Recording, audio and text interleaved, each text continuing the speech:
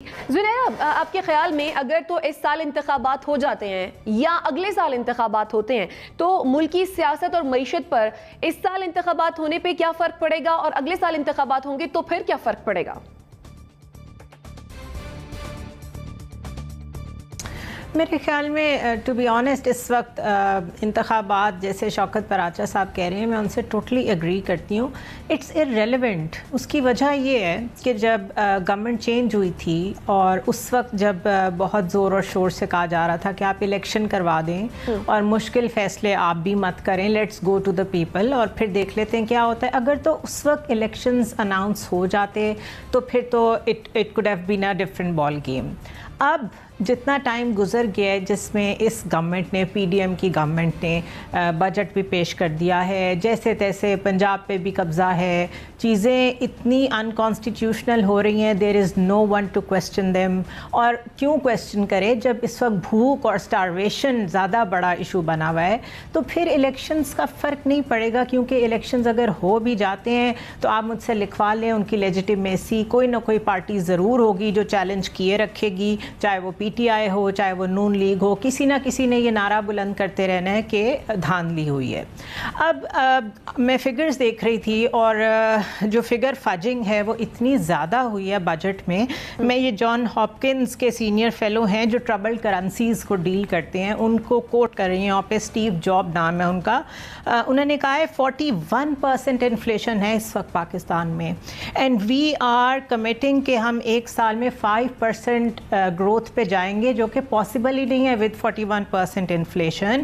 اور we are the fastest inflation containing country in the Asia at the moment in the region.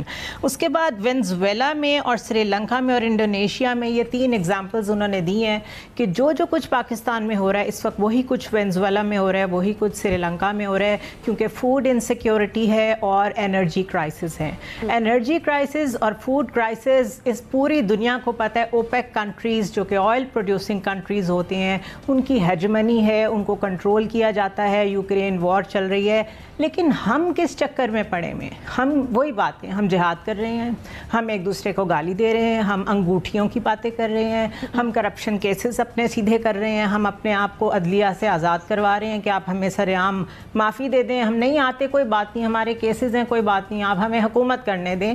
ہم کن چکروں میں پڑے ہوئے ہیں؟ Problem is bigger than what it seems. ہمیں اس وقت شدید قسم کی اکنامک سپورٹ کی ضرورت ہے جو آئی ایم ایف دینے کو تیار نہیں ہے. اتنی سبسڈیز لگانے کے بعد بھی کون سا بروکر آپ بیچ میں ڈالیں گے؟ چائنا نے بھی کوئی اچھے سائنس نہیں دیے پاکستان کو. ابھی جو ریسنٹ ڈیولپمنٹس ہو رہی ہیں، آپ کس کے پاس جائیں گے؟ کیونکہ انٹرنیشنل لینڈرز جو آپ کے کبھی درینہ دوست ہوتے تھے وہ اب آئی ایم ایف سے پوچھے بغیر آپ کو کچھ نہیں دے رہے.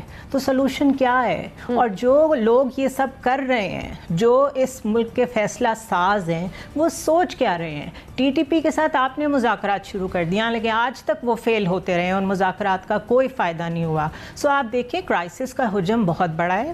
سولوشن الیکشن مجھے تو نہیں لگتا. اگر الیکشن کرانے سے کچھ آپ کو لگتا ہے کہ مسئلہ حل ہو سکتا ہے، کرا کے دیکھ لیں، لیکن پیسے لگ جائیں گے جو کہ پہلے ہی ہمارے پاس نہیں ہے. سب سے بڑا مسئلہ ہے فوڈ سیکیورٹی کا، وہ کون حل کرے گا؟ I don't know.